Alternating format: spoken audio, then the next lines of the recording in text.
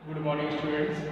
Class 8 में हम chapter पढ़ रहे थे linear equation in one variable, जिसमें पिछले वीडियो में हमने वेरिएबल, कांस्टेंट, इक्वेशन, आइडेंटिटी इसके बारे में पढ़ा था और एक्सरसाइज 2.1 के क्वेश्चन नंबर 1 to 5 पढ़ा था। आज हम क्वेश्चन नंबर 6 पढ़ने जा रहे हैं, तो बेटा ध्यान से देखिएगा। 6 नंबर है T upon 5 इक्वल टू 10। ठीक है, तो मैंने आपको कल बताया था कि T upon 5 इक्वल टू 10 है, जिसमें T वेरिएबल है और 5 कांस्टेंट है। तो वेरिएबल और कांस्टेंट मिल करके एक्सप्रेशन बनाते हैं और अगर इक्वल का सिंबल लग जाएगा तो वो इक्वेशन बन जाएगी। तो देखिए ये 5 है, डिवाइड में इसको हम इक्वल के राइट साइड पे ले जा रहे हैं, तो वो मल्टीप्लाई होगा, देन 5 into 10 और 5 मल्टीप्लाई 10 में करेंगे तो 5 10 या 50। देन t की वैल्यू आपको क्या मिल गई 50। फिर से दिमाग में ध्यान रखिएगा कि जब वेरिएबल और कांस्टेंट को मिक्सचर दिया होता है तो एक्सप्रेशन होता है और एक्सप्रेशन के इक्वल का सिंबल लगा दिया जाए तो इक्वेशन बनेगा। तो जिसमें वेरिएबल कहाँ है, वन साइड पे है। अगर वेरिएबल वन साइड पे है तो हम क्या करेंगे, इसको इक्वल के राइट साइड पे ले जाना है। तो जो डिवाइड करता तो मल्टीप्लाई हो गया, मल्टीप्लाई की वैल्यू कितनी हो गई 50। देख लीजिए।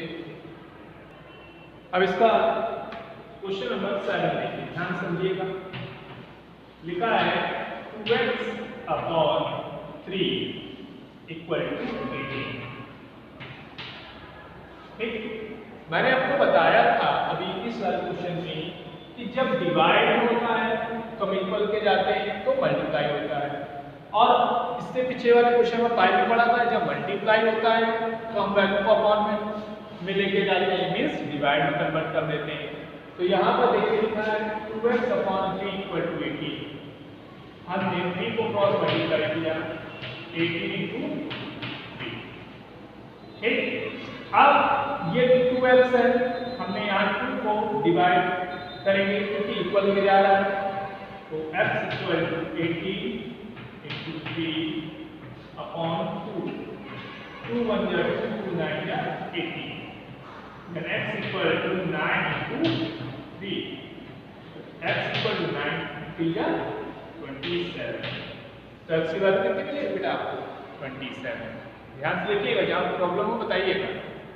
इसके बाद क्वेश्चन नंबर 8 में देखिए लिखा है 1.6 इक्वल टू y अपॉन 1.5। ठीक, अब क्या है, सेम क्वेश्चन नंबर 6 की तरह है, अपॉन वैल्यू पर इक्वल के जाएंगे तो क्या हो जाएगा, मल्टीप्लाई होगा। तो देखिए 1.6 into 1.5 इक्वल टू y। ठीक, अब आप या तो डेसिमल का मल्टीप्लाई करना जानते हो तो अच्छा है, नहीं जानते हैं तो डेसिमल को फ्रैक्शन में कन्वर्ट करिए। 16 डेसिमल डालते हैं क्या आता है 1, और उसके बाद जितने डिजिट है उतने 0 इनटू 15 अपॉन 10 इक्वल टू 1। चलिए मल्टीप्लाई करते हैं, 60 into 5 50 करते हैं, तो 60 into 50 15 6 90 0 कैरी 9 15 में 15 और 15 और 9 15 और 5 20 और 4 22। ठीक, तो यहाँ पर आया 240 अपॉन 10 to 10 करेंगे क्या आएगा 100 इक्वल टू y। देखिए ये 0 से ये 0 कैंसिल हो रहा है। ठीक, तो y की वैल्यू क्या आ गई 24/10।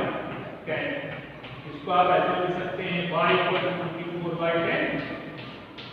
देन y की वैल्यू क्या मिल गई आपको 2. देख लीजिए। अब बेटा अगला क्वेश्चन देखिए, क्वेश्चन नंबर 9। ध्यान से देखिएगा। 7x minus 9 equal to 16। आपको मैंने इसका जब वीडियो स्टार्ट किया था तो बताया था जब भी इस तरह की कोई इक्वेशन हो तो या तो आप यहाँ जो वैल्यू रखिए न्यूमेरिकल वैल्यू उसके अपोजिट सिंबल को बोथ साइड ऐड कर दीजिए, अदरवाइज माइनस वैल्यू हो तो इक्वल के राइट साइड में लाइए तो सिंबल चेंज हो जाएगा, और प्लस की वैल्यू है तो उसका सिंबल चेंज हो जाएगा माइनस। तो 7x -9 को राइट साइड पे ले रहे हैं तो 16 + 9, 7x = 16 + 9 ऐड करिए 25, फिर 7x की वैल्यू कितनी आ गई 25। अब आप देखिए x वेरिएबल है और 7 कांस्टेंट है और वेरिएबल की वैल्यू फाइंड करनी है, तो कांस्टेंट को इक्वल के ले जाएंगे तो कहां जाएगा डिवाइड, x = 25/7। फिर देख लीजिएगा -9 था राइट साइड पे लाए प्लस का 9 हो गया, 16 में 9 ऐड कर दिया 25 आया, देन 7x = 25। x की वैल्यू आपने निकाली तो x की वैल्यू निकालने के लिए जो कांस्टेंट है इसको इक्वल के लाना है तो कहां जाएगा डिवाइड, तो यहां पर मल्टीप्लाई में है तो x = 25/7। 10 नंबर देखिए, 10 नंबर में आपके पास है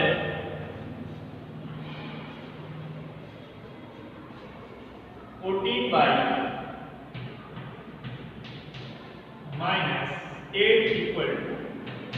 30। ठीक, अब देखिए यहाँ पर 14/-8 = 13 है, तो आपने क्या किया माइनस का 8 इक्वल के राइट साइड पे लाते हैं तो 14/8 = 13 + 8 क्योंकि राइट साइड लाने का सिंबल क्या हो रहा है चेंज। अब 14/8 ऐड कर दिया 8 से 11 की 1 क्या है 1 1 1, y की वैल्यू निकाली 21/40 क्योंकि जब हमें y की वैल्यू फाइंड करनी थी तो ये 40 को कहाँ लाया 21 के नीचे। अब कैंसिल करो 7 × 14 7 × 21, देन y की वैल्यू क्या आपको मिल गई 3/2। देख लीजिए यहाँ -8 को इक्वल के राइट साइड पे ले जा रहे हैं तो माइनस को जब राइट साइड पे लाए प्लस का 8 हो गया, ऐड करा तो 21 आया, फिर हमने 14/21 लिखा, 14 को 21 के अपॉन में ले आए 21/14, 7 × 14 7 × 21, देन y की वैल्यू क्या आ गई 3/2। अब क्वेश्चन नंबर 11 में लिखा है 70 + 60 = 9। ठीक, अब देखिए यहां पर लिखा है 70 + 60 = 9, प्लस के 17 को हम राइट साइड पर ला रहे हैं, राइट साइड पर लाने से क्या देखते हैं हम सिंबल चेंज होना चाहिए, तो +17 है इक्वल जा रहा है -17 होगा 60 = 9 - 17 60 अब देखिए 17 बड़ा है 9 से तो 70 के साथ सिंबल कौन सा लगा है माइनस लिखा है, तो 17 में से 9 सब्ट्रैक्ट करिए कितना बचा 8 भाई 8 61 17 p की वैल्यू फाइंड करनी थी तो -8/6 चलिए करिए मल्टीप्लाई डिवाइड करिए 2 3 या 6 2 4 या 8 तो p की वैल्यू आपको क्या मिलेगा बेटा 4/-4/3 प्लस 17 को राइट साइड पे ले गए -17 हो गया, -17 होने के बाद 9 से 17 सब्ट्रैक्ट किया तो कितना बचा -8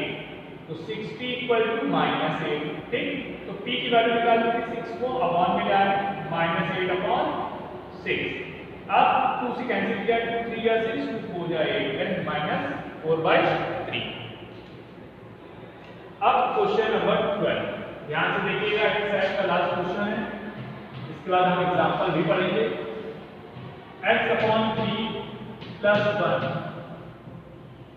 1 = 7/50 x/3 = 1 x/3 + 1 = 7/15 है। ठीक, तो अब देखिए प्लस के 1 को राइट साइड पे ले जाते हैं, तो आपने अभी तक पढ़ा है कि जब भी न्यूमेरिकल वैल्यू को राइट साइड या लेफ्ट साइड लाते हैं तो सिंबल क्या होता है चेंज, -1 के इक्वल आया -1 हो गया, when x upon 3 इक्वल, अब देखिए इसकी डिनोमिनेटर में कुछ नहीं है तो हमने एज्यूम किया कि 1 लिखा होगा, क्योंकि जब भी कोई भी न्यूमेरिकल वैल्यू के डिनोमिनेटर में कुछ भी नहीं लिखा होता है तो क्या एज्यूम करते हैं 1।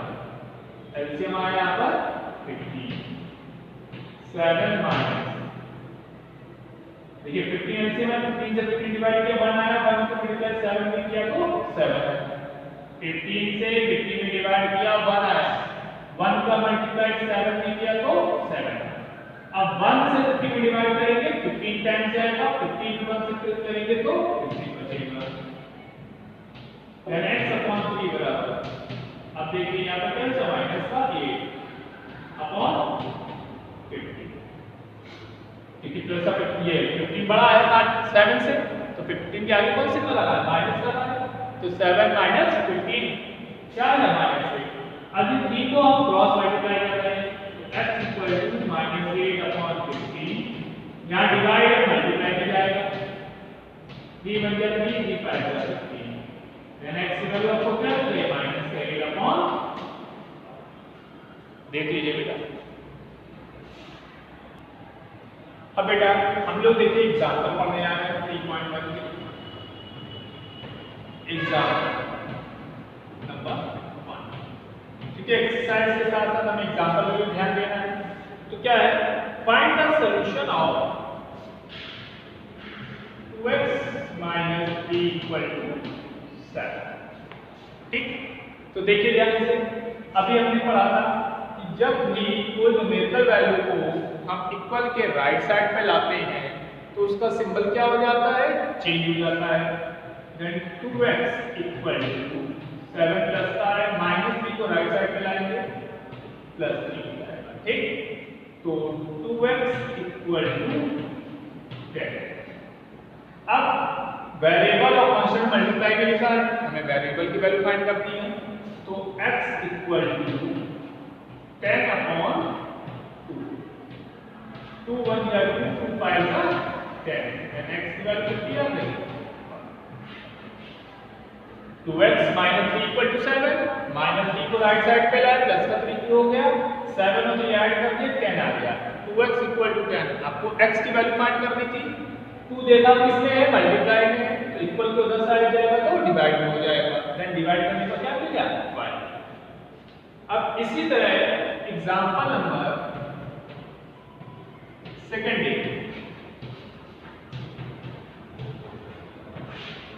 एग्जांपल सेकंड में लिखा है 2y + 9 = 4, ठीक। अब 2y + 9 = 4 लिखा है, +9 है, राइट साइड पे जाएगा तो -9, ठीक। अब 2y की वैल्यू देखिए, 9 4 से बड़ा है तो माइनस का सिंबल आएगा, 9 4 सेपरेट हो क्योंकि अपोजिट सिंबल है, सेम सिंबल होते तो ऐड हो जाते 5। तो y की वैल्यू क्या आएगी -5 अपॉन, क्योंकि 2y है, हमें y की वैल्यू फाइंड करनी है, 2 मल्टीप्लाई करेगा तो डिवाइड में -5/2 हो गया। अब इसी तरह एग्जांपल नंबर 3, ध्यान से देखिएगा, एग्जांपल नंबर 3 लिखा है x upon 3 plus 5/2 equal to -3/2, x upon 3 plus 5/2 equal to -3/2, ठीक। अब देखिए हमने x अपॉन 3 को ऐसे लिखा रख दिया, इक्वल सिंबल लगाया, प्लस 5/2 को राइट साइड पे ले जाएंगे तो -5/2 हो जाएगा, तो -3/2 और -5/2 x अपॉन 3। अब यहाँ पर ध्यान से देखिए, डिनोमिनेटर में दो वैल्यू दी गई है, हम एलसीएम लेते हैं। एलसीएम में देखते हैं अगर अपोजिट होता है तो एलसीएम निकाल के दिखाते हैं, अदरवाइज अगर सेम नंबर है तो सेम एलसीएम ले लेते हैं। एलसीएम क्या है, यहाँ पर आया 2 से 2 में डिवाइड किया 1 टाइम्स गया, 1 का मल्टीप्लाई -3 में किया तो -3, 2 से 2 में डिवाइड किया 1 टाइम्स गया, 1 का मल्टीप्लाई 5 में किया तो -5। x upon 3 equal to minus 8 upon, ठीक। अब x इक्वल टू, ठीक है, x वैल्यू निकालनी है, यहाँ पर क्या डिवाइड, तो हम इक्वल के ले जाएंगे मल्टीप्लाई, माइनस 8 अपॉन 2 इंटू, अब देखिए 2 1 जा 2 4 जा 8, तो x इक्वल टू आया माइनस 4 इंटू 3, और 4 के साथ माइनस सिंबल लगा है और 3 के साथ कोई सिंबल नहीं लगा, जब कोई सिंबल नहीं लगा तो क्या मान लेते हैं प्लस, तो माइनस का मल्टीप्लाई प्लस में करते हैं तो क्या आता है प्लस आता है, सॉरी माइनस आता है, x की वैल्यू हो गई माइनस का 12। देखिए प्लस 5/2 को राइट साइड पे ले गए, माइनस 5/2 हुआ, डिनोमिनेटर दोनों के सेम थे, एलसीएम 2 आ गया, यहाँ आया -3, यहाँ आया -5, दोनों को ऐड किया -8 अपॉन 2, क्योंकि अपोजिट सिंबल सेपरेट होते हैं, सेम सिंबल ऐड होते हैं, ऐड होने पर वही सिंबल आता है। x upon 3 equal to -8 upon 2 है, 3 को क्रॉस मल्टीप्लाई किया, -8 अपॉन 2 इंटू 3, 2 से 8 कैंसिल किया 4, -4 इंटू 3, -4 इंटू 3 क्या होता है -12, देख लीजिए। अब देखिए 3.1 का लास्ट एग्जांपल नंबर 4,